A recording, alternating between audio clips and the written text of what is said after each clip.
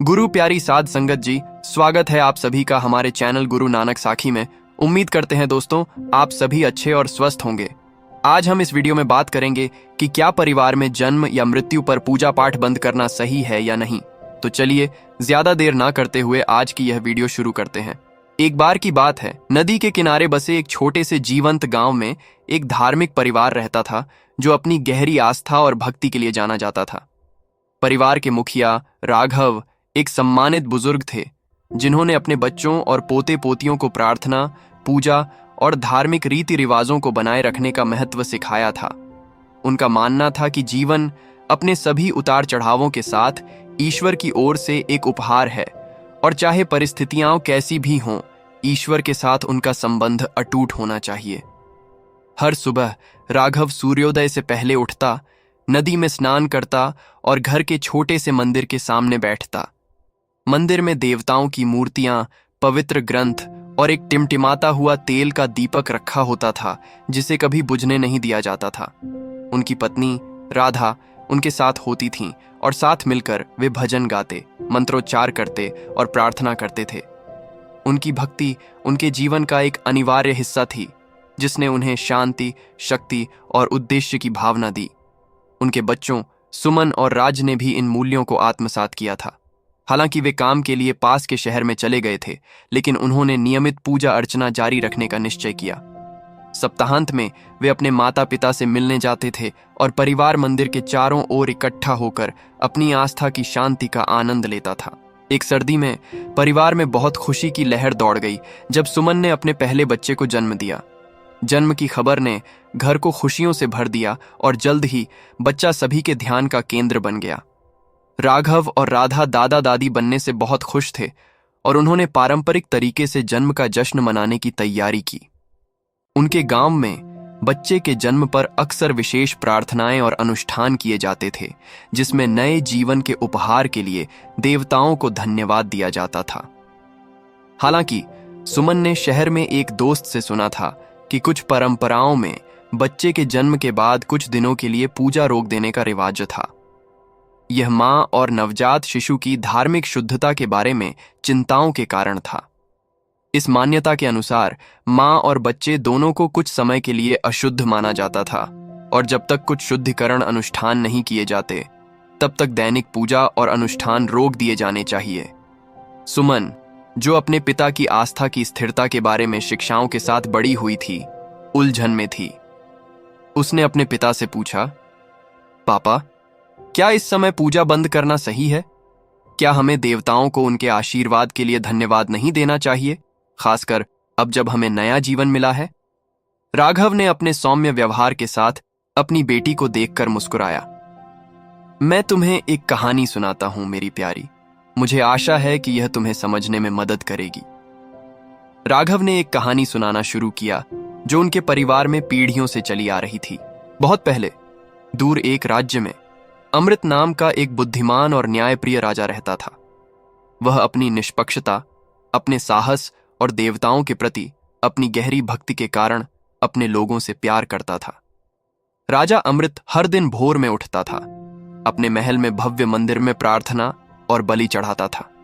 उनका विश्वास अटूट था और उनका मानना था कि यह ईश्वर के साथ संबंध ही था जिसने उन्हें बुद्धिमानी से शासन करने की शक्ति दी। एक दिन महल में खुशी की खबर आई। रानी ने एक स्वस्थ बच्चे को जन्म दिया था जो सिंहासन का उत्तराधिकारी था। पूरा राज्य खुश था और भव्य समारोह की तैयारियां की जा रही थीं। हालांकि जैसा कि उस राज्य में प्रथा थी, शाही पुजारियों ने सुझाव दिया कि राजा को कई दिनों तक मंदिर में जाने या प्रार्थना करने से बचना चाहिए जब तक कि रानी और बच्चे का शुद्धिकरण संस्कार न हो जाए। राजा अमृत इस सुझाव से परेशान थे। उनका हमेशा से मानना था कि पूजा पाठ ही उनके जीवन का आधार है और इसे रोकने का विचार, भले ही अस्थायी रूप से, उनके साथ अच्छा नहीं था। वह अनुष्ठानों और परंपराओं के महत्व को समझते थे, लेकिन उन्हें यह भी लगा कि इतनी बड़ी खुशी के क्षण में अपनी भक्ति को रोकना कृतज्ञता की भावना के विपरीत है।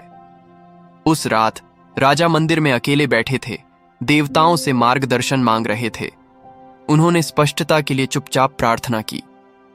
जब वे वहां बैठे थे तो उन्हें एक दर्शन हुआ।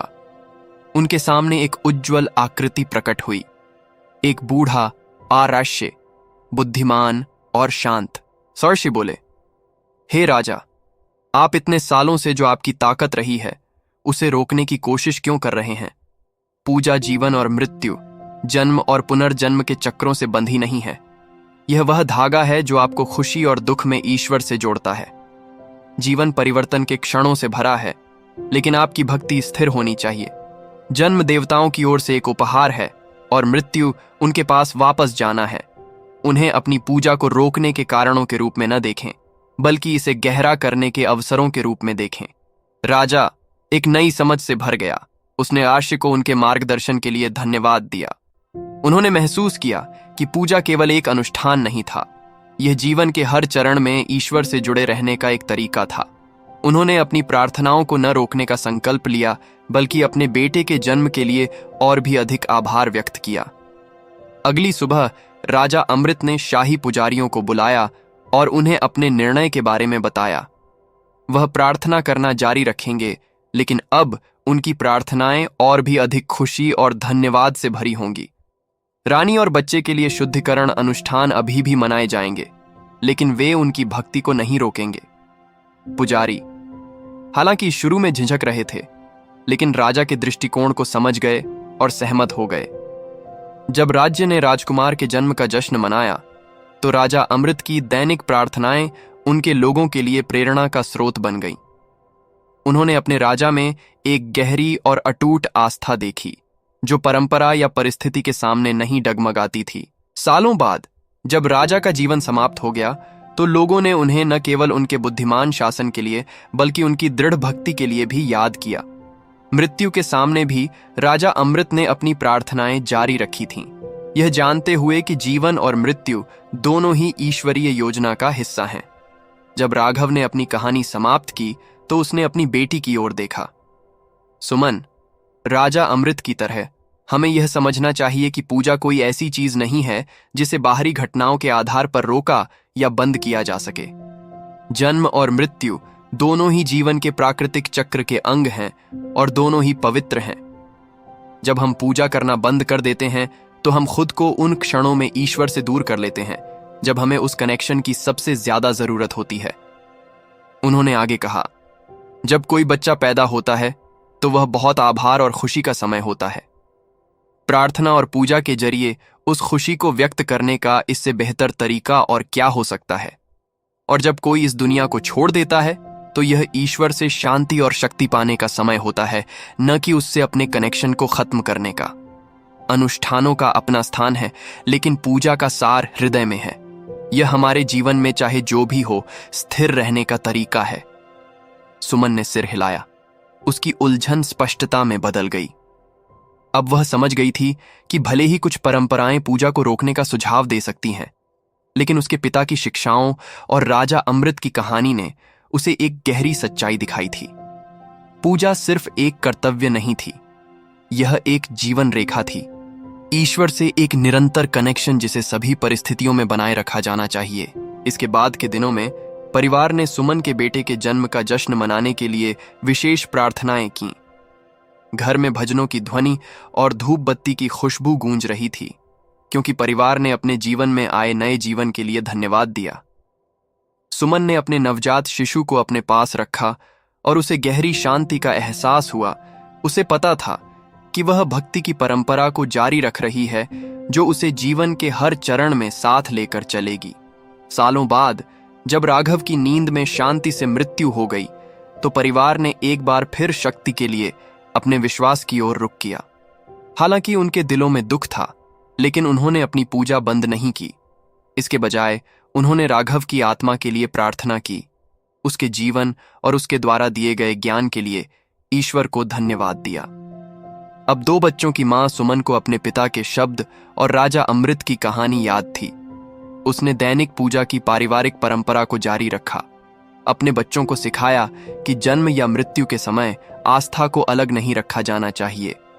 यह वह धागा था जिसने उनके जीवन को खुशी और दुख के माध्यम से एक साथ बुना, हमेशा उन्हें ईश्वर से जोड़े रखा, और इस तरह परिवार की भक्ति पीढ़ियों के माध्यम से अखंड और दृढ़ बनी रही। यह कहानी दर्शाती है कि रीति रिवाज और परंपराएं कुछ खास प्रथाओं का सुझाव दे सकती हैं, लेकिन पूजा का सार ईश्वर के साथ निरंतर संबंध बनाए रखना है। चाहे जन्म, मृत्यु या किसी अन्य प्रमुख जीवन घटना के समय हो, पूजा शक्ति, शांति और कृतज्ञता का स्रोत हो सकती है।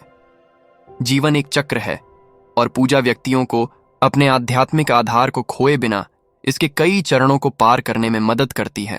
दोस्तों, वैसे तो कई संस्कृतियों और परंपराओं में परिवार में जन्म या मृत्यु के अवसर पर पूजा को रोकने या रोकने की प्रथा देखी जाती है, लेकिन यह धार्मिक या सांस्कृतिक मान्यताओं के आधार पर भिन्न होती है। हिंदू परंपरा में परिवार में किसी की मृत्यु होने पर पूजा रोकी जा सकती है। ऐसा इसलिए है क्योंकि शोक की अवधि के दौरान परिवार को अनुष्ठानिक रूप से अशुद्ध माना जाता है, जो आमतौर पर 13 दिनों तक रहता है। इस दौरान पूजा, उपासना करने जैसी कुछ रस्में और गतिविधियां नहीं की जाती हैं। हालांकि शोक की अवधि के बाद शुद्धिकरण अनुष्ठान किए जाते हैं और सामान्य पूजा फिर से शुरू हो सकती है। जन्म के मामले में, खासकर अगर इसमें बच्चे का जन्म शामिल है, तो कुछ समय के लिए मां और नवजात शिशु को स्वास्थ्य और पवित्रता कारणों से अलग रखा जा सकता है, लेकिन यह आमतौर पर पूरे परिवार द्वारा पूजा को पूरी तरह से रोकने तक नहीं बढ़ाया जाता है। सिख धर्म में ईश्वर की इच्छा को स्वीकार करने पर जोर दिया जाता है और मृत्यु या जन्म की घटनाओं के दौरान आमतौर पर पूजा बंद नहीं की जाती है। सिखों को दुख के समय में भी ईश्वर को याद करते रहने के लिए प्रोत्साहित किया जाता है और वे शांति और स्वीकृति के लिए प्रार्थना कर सकते हैं। बच्चे के जन्म को एक खुशी के अवसर के रूप में देखा जाता है और पूजा सामान्य रूप से जारी रहती है। इस्लाम में परिवार में जन्म या मृत्यु के कारण पूजा बंद करने की कोई परंपरा नहीं है। मुसलमानों को नियमित रूप से प्रार्थना जारी रखने के लिए प्रोत्साहित किया जाता है। मृत्यु के मामले में विशेष प्रार्थनाएं और संस्कार, जनाजा किए जाने होते हैं, लेकिन पूजा बंद नहीं की जाती है। ध्यान अल्लाह को याद करने और मृतक के लिए उसकी दया की मांग करने पर रहता है। कई ईसाई परंपराओं में दुख या खुशी के समय में भी पूजा जारी रहती है। मृत्यु के दौरान मृतक के लिए अंतिम संस्कार या प्रार्थना जैसी विशेष सेवाएं हो सकती हैं, लेकिन पूजा रोकी नहीं जाती है। इसी तरह बच्चे के जन्म पर अक्सर धन्यवाद प्रार्थनाएं की जाती हैं और पूजा जारी रहती है। उम्मीद करते हैं दोस्तों, आपको आज की यह वीडियो पसंद आई होगी। अगर हमारी बताई हुई कोई भी बात आपको बुरी लगी हो तो कृपया हमें माफ करना। हमारा उद्देश्य किसी की जाति एवं धर्म को ठेस पहुंचना नहीं है। और अगर वीडियो पसंद आई हो तो हमारी इस वीडियो लाइक और चैनल को सब्सक्राइब करना बिल्कुल मत भूलना। धन्यवाद दोस्तों।